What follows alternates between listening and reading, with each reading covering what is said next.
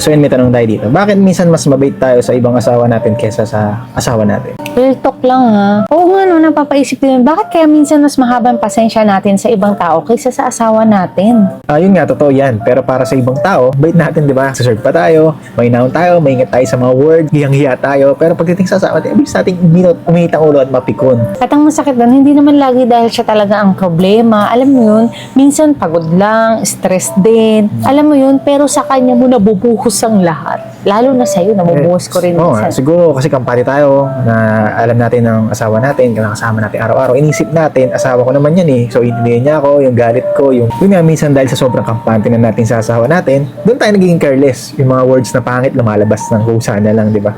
And talagang kailangan din talaga ng reminder, di ba?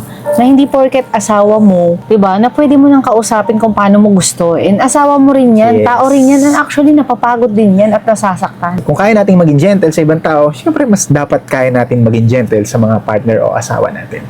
Kasi siya yung kasama natin sa buhay, sa araw-araw, siya ang mas dapat nating iniingatan. And also, tandaan natin na hindi tayo perfectong tao, pero dapat marunong tayong mag-check ng puso natin. Kung ibang tao ba kausap ko, ganito rin ba ang tono ko? Kasi minsan hindi malaking issue yung sumisira sa partner o sa mga mag-asawa, kundi yung paulit-ulit ang masakit na tono ng pagsasalita. Sabi nga sa Proverbs 15:1, a gentle answer turns away a wrath, yung galit. No? Ibig sabihin, yung may na sagot, malaking tulong yung para hindi lumaki yung away, para hindi para magsagutan pa kayong dalawa, di ba? Tama? So, yun lang.